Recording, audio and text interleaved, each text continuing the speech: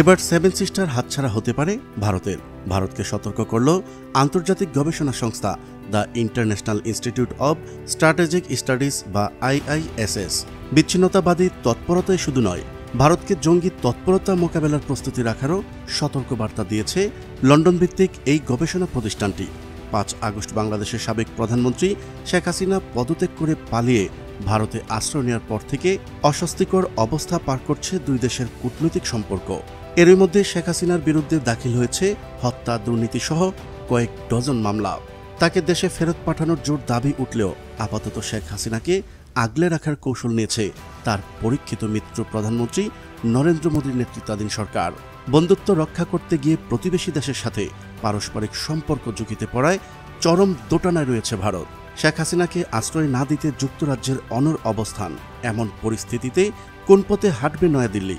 ছোট্ট এই বাংলাদেশকে গুরুত্ব দিতে কোন কোন পদক্ষেপ নিতে চলেছে ভারত, তা জানাবো আজকের এই ভিডিওতে।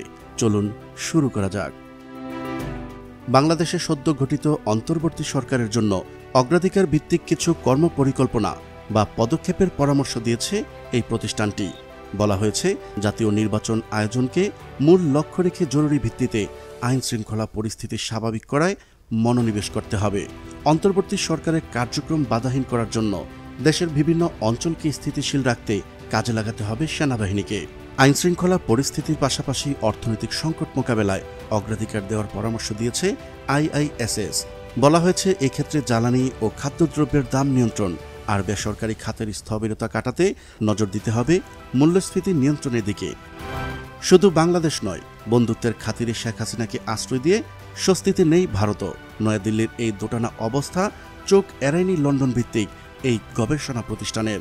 জনমতের বিরুদ্ধে শক্ত অবস্থান নিয়ে একটি নির্দিষ্ট গোষ্ঠীর কাছে চরম অজনপ্রিয় নেতায় পরিণত হওয়া শেখ হাসিনার পক্ষ নেওয়ায় বাংলাদেশের অন্তর্বর্তী সরকারের সাথে সম্পর্ক উন্নয়নের ক্ষেত্রে চ্যালেঞ্জের মুখে পড়বে ভারত।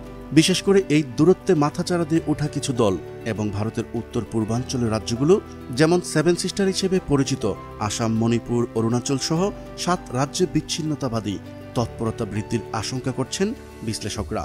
আগে থেকেই পাকিস্তান ও চীন সীমান্তে সহিংসতা নিয়ে স্বস্তিতে নেই ভারত। এমন পরিস্থিতিতে বাংলাদেশ লাগোয়া সীমান্তেও নিরাপত্তার ঝুঁকি তৈরি হলে তা মোকাবেলা করা এতটা সহজ হবে না ভারতের। তাই ঝুঁকি এড়াতে বাংলাদেশের নতুন সরকারের সাথে দূরত্ব কমাতে ভারতকে কৌশলী অর্থনৈতিক পদক্ষেপ নেওয়ার পরামর্শ দিয়েছে the international institute of strategic studies. প্রিয় দর্শক, আজ এই পর্যন্তই। শুরু থেকে শেষ পর্যন্ত চেষ্টা করেছি ভারত বাংলাদেশ সম্পর্কের এবং সেভেন সিস্টার নিয়ে সঠিক তথ্য উপস্থাপন করতে। কোথাও কোনো তথ্যগত ভুল কিংবা আপনার পরামর্শ থেকে থাকলে তা কমেন্ট করে জানাতে পারেন। আবারও দেখা হচ্ছে নতুন কোনো বিষয় নিয়ে। ততদিন পর্যন্ত মহান আল্লাহ তাআলা সবাইকে ভালো রাখুক, সুস্থ রাখুক। আল্লাহ হাফেজ।